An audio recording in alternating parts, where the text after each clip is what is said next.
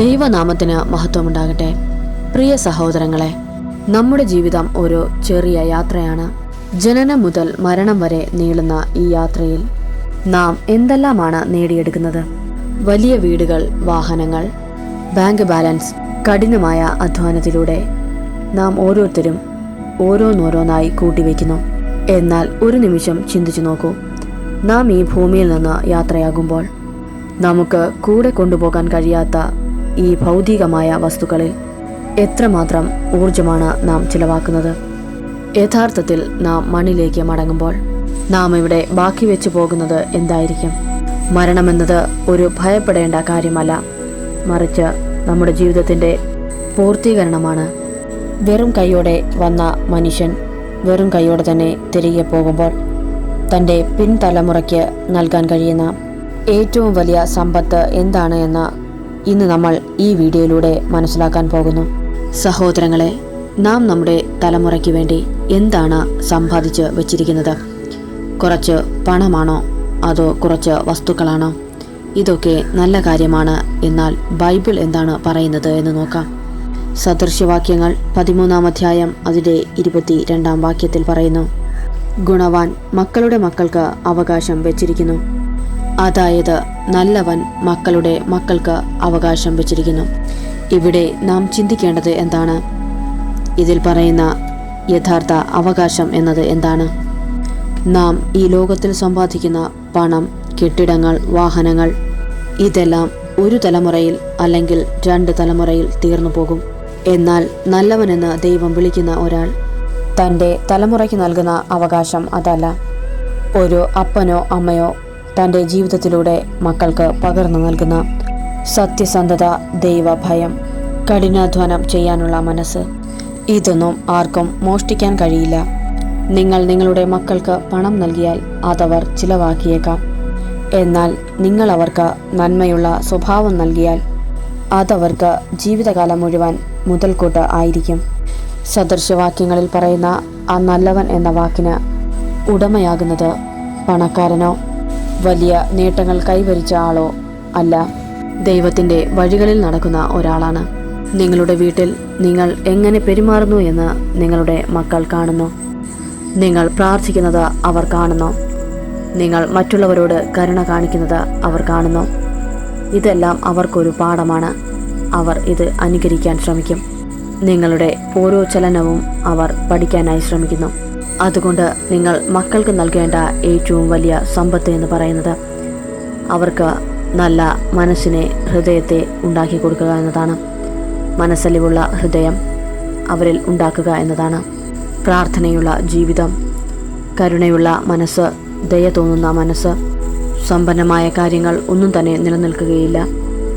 സ്വഭാവം മാത്രമേ അവരുടെ ജീവിതത്തിൽ എന്നും നിലനിൽപ്പായി കാണുകയുള്ളൂ. അതുകൊണ്ട് നല്ലൊരു സ്വഭാവത്തിൻ്റെ ഉടമയാക്കി മാറ്റുക എന്നതാണ് തൻ്റെ തലമുറകൾക്ക് വേണ്ടി നാം ചെയ്യേണ്ട ഏറ്റവും വലിയ സമ്പത്ത്.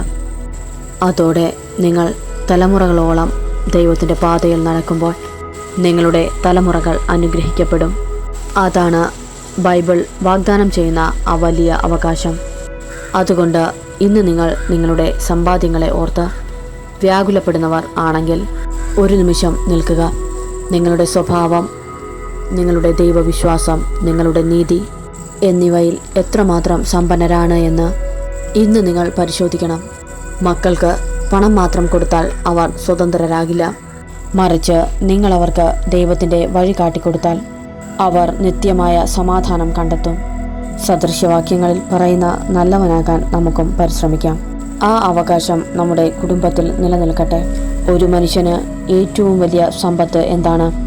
ഒരു മനുഷ്യൻ്റെ നിസ്സഹായ അവസ്ഥയിലും അവർക്ക് ബലം നൽകുന്ന വലിയൊരു വിശ്വാസം അവർക്ക് കൊടുക്കുക എന്നതാണ്.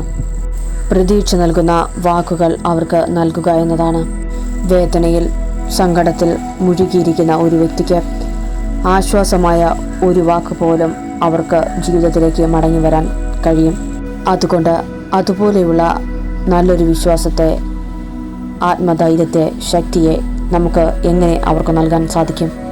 പലപ്പോഴും നാം കരുതുന്നത് വിശ്വാസമെന്നത് ഒരാൾ സ്വയം കണ്ടെത്തുന്ന ഒന്നാണ് എന്ന് നാം കരുതുന്നു. എന്നാൽ ബൈബിൾ പറയുന്നത് അത് നമുക്ക് പകർന്നു കിട്ടുന്ന ഒന്നാണ് എന്നാണ്. നമ്മുടെ മാതാപിതാക്കൾക്ക് നമ്മുടെ വരുന്ന തലമുറകൾക്ക് നൽകാൻ കഴിയുന്ന ഏറ്റവും ശക്തമായ കാര്യം ഇതാണ്. നമ്മുടെ ജീവനുള്ള വിശ്വാസത്തെ പകർന്നു നൽകുക. മക്കൾക്ക് നൽകാവുന്ന ഏറ്റവും വലിയ പൈതൃകം അവരുടെ ദൈവവിശ്വാസമാണ്. ബൈബിളിൽ 2 തീമോഥെയോസ് 1 അധ്യായം അതിൻ്റെ 5 വാക്യം ശ്രദ്ധിക്കുക. ആ വിശ്വാസം ആദ്യം നിന്റെ വലിയമ്മ ലൂവീസിലും അമ്മ യുനീക്കയിലും ഉണ്ടായിരുന്നു, നിന്നിലുമുണ്ടെന്ന് ഞാൻ ഉറച്ചിരിക്കുന്നു. ഇവിടെ നോക്കൂ, വിശ്വാസം തലമുറകളിലേക്ക് പകരുന്നത് എങ്ങനെയാണ്? മുത്തശ്ശിയിൽ നിന്ന് അമ്മയിലേക്ക്, അമ്മയിൽ നിന്ന് മകനിലേക്ക്. വിശ്വാസമെന്നത് ഒരു കൈമാറ്റമാണ്. നിങ്ങൾ ജീവിക്കുന്ന വിശ്വാസമാണ് നിങ്ങളുടെ മക്കളിലേക്ക് പകർന്നു നൽകുന്നത്. എങ്ങനെയാണ് നമ്മൾ വിശ്വാസം പകർന്നു നൽകുന്നത്? പ്രസംഗിച്ചതുകൊണ്ട് മാത്രമാണോ? ഒരിക്കലുമല്ല. ജീവിച്ച് കാണിച്ചുകൊണ്ടാണ്. നിങ്ങളുടെ മക്കൾ നിങ്ങളെ കാണുന്നുണ്ട്. നിങ്ങൾ ഒരു പ്രതിസന്ധി ഘട്ടം വരുമ്പോൾ സങ്കടത്തോടെ ഇരിക്കുകയാണോ, അതോ ആ സമയം ദൈവത്തോട് കൂടുതൽ പ്രാർത്ഥിക്കുകയാണോ? ഒരു കുടുംബത്തിൽ ഒരു പ്രതിസന്ധി വരുമ്പോൾ ആ കുടുംബത്തിലെ അപ്പനും അമ്മയും ഒരുമിച്ച് മുട്ടുകുത്തി പ്രാർത്ഥിക്കുന്ന കാണുന്ന ആ കുട്ടികൾക്ക് ദൈവത്തിൻ്റെ ശക്തിയെക്കുറിച്ച് മറ്റാരും പറഞ്ഞു കൊടുക്കേണ്ട ആവശ്യം ഉണ്ടാകുന്നില്ല. ദൈവത്തിൻ്റെ പ്രാധാന്യവും ദൈവത്തിൻ്റെ ശക്തിയും ദൈവം വലിയവ ചെയ്യും എന്നുള്ള വിശ്വാസവും ആ കുഞ്ഞിന് തനിയെ വരും. മാതാപിതാക്കളുടെ പ്രാർത്ഥനയും വിശ്വാസവും മക്കൾ ഫോളോ ചെയ്യാൻ തുടങ്ങുമ്പോൾ അവരുടെ ജീവിതത്തിൽ ആ വിശ്വാസത്തെ മാതാപിതാക്കളായ നിങ്ങൾ നൽകുകയാണ്. ആ വിശ്വാസം അവൻ്റെ ഹൃദയത്തിൽ താനെ വേരുന്നു. അതാണ് കളങ്കമില്ലാത്ത വിശ്വാസമെന്ന് പൗലോസ് വിശേഷിപ്പിച്ചത്. ഈ ലോകത്ത് ജീവിക്കുന്ന ഓരോ മാതാപിതാക്കളും അവർ മക്കളുടെ ഭാവിയെക്കുറിച്ചാണ് വ്യാകുലപ്പെടുന്നത്. അവർ ദൈവത്തിൻ്റെ വഴിയിൽ നിൽക്കുന്നില്ല എന്ന് ദൈവത്തോട് പരാതികളാണ്. മക്കൾ നേർവഴി നടക്കുന്നില്ല.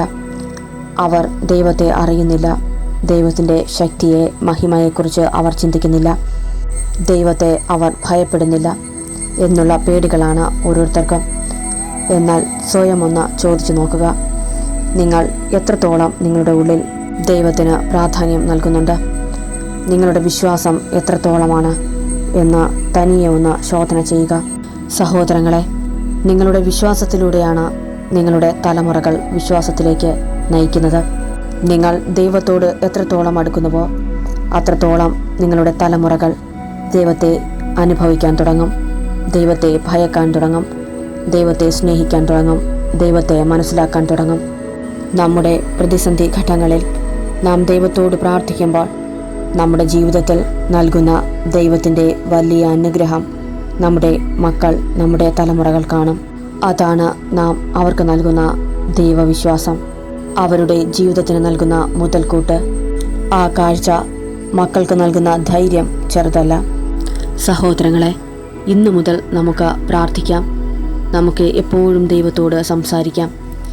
നമ്മുടെ മക്കൾക്കും മക്കളുടെ മക്കൾക്കും ജീവനുള്ള ദൈവത്തിൻ്റെ അത്ഭുത കരങ്ങൾ അവരെ സ്പർശിക്കുവാൻ, അവരുടെ ഹൃദയങ്ങളെ ശുദ്ധമാക്കുവാൻ, അവർ ദൈവത്തെ ഭയന്ന് ജീവിക്കുവാൻ, അവരുടെ ജീവിതം അനുഗ്രഹപ്രദമാകുവാൻ നമുക്ക് ഇന്നു മുതൽ ഓരോ നിമിഷവും പ്രാർത്ഥനയിലൂടെ സഞ്ചരിക്കാം.